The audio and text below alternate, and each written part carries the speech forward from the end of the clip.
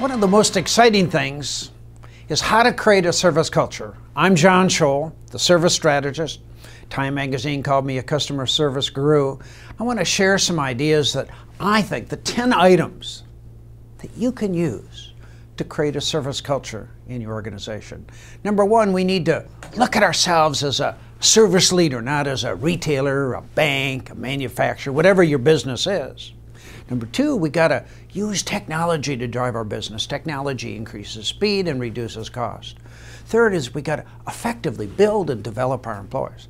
See, what surprises me is companies are willing to invest in their equipment, but the employees are your asset. What are you doing to build high-performing employees? And then number four, we got to train and educate all employees. If you got 50 employees, all 50. If you got 5,000, all 5,000. No exceptions. And then, see, you could have the nicest employees in the world, the most customer-driven employees in the world, but you could have some really dumb policies, rules, and procedures. You got to eliminate them because it's like putting gasoline on a fire. My research shows that customers value exceptional service. They give you money. They spend more money with you. And then also what I've found is that price by itself is not sustainable. You cannot own the customer just based on price. And then next, number 8, is you got to value employees and customers. That doesn't mean you pay them a ton of money. It means that you let them know that you love them, that you appreciate them, that they're important to your company, to your organization. And then we need to track results through your profits, through your revenues, whatever the indicators are that you presently track. And then last, number 10, I believe that the service strategy dramatically impacts your brand, your image, and market research. All my research shows that if you can focus on these 10 items, you can own and dominate the marketplace. See, I think in order to create a service culture, you've got to have something fresh.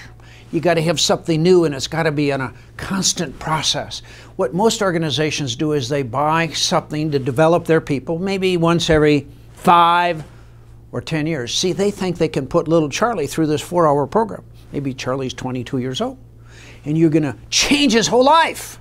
He's going to be a perfect individual because maybe he went through one of our programs. Give me a break. There is no little magic program you can develop or you can buy from me or anywhere else in the world that is going to transform every individual because they go through some little magic course. So if you want to change the culture, you want to create that service culture, you got to have something new, fresh, and it better be every 4 to 6 months. I think there's really a number of steps you need to use to motivate employees to care. Number one, you got to create that emotional impact. You got to drive it through the heart of the individual. And then you got to focus on skills and techniques. And then we got to build personal growth. We got to get people to believe in themselves. And then you want to help employees learn how to handle irate customers, difficult situations. And last is you want to create this teamwork, this inter-employee communication so people get along with fellow employees. I'm going to give you 5 steps that I believe you need to use. They may sound easy, but they're difficult to implement that will help you create the service culture. Number 1, the material you use better be fun, exciting, entertaining. Employees don't like dry, dull, boring material. Number 2, you got to focus on fundamentals and basics. You got seconds with a customer, maybe 3, maybe 5 seconds.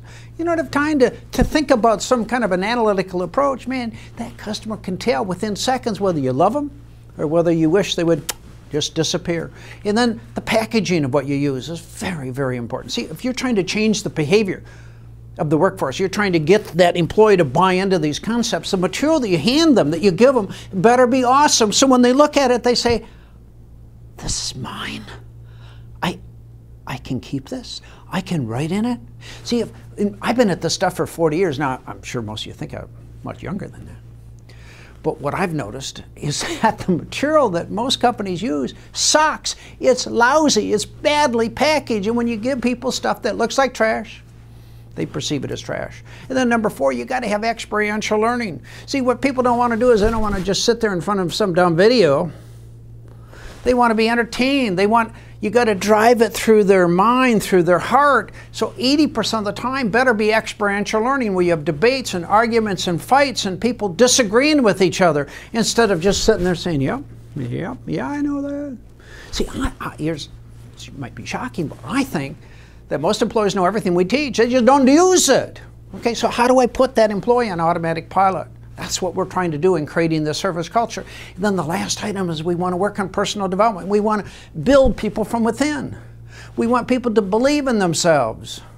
If they do that, they will be more successful. And SQI, our technology at Service Quality Institute, does three things. Number one, we change attitudes and behavior. Probably the single most important thing. We got to get people to believe. And then you got to teach the art of customer service, the fundamentals. It may sound simple, but in reality, it just never seems to happen. And then last, we got to improve employee morale and teamwork so the employee loves their job. They like going to work. See, I believe that if you can create this service culture in your organization, you can own the market, you can dominate the market, you can crush your competition. I'm John Tschohl.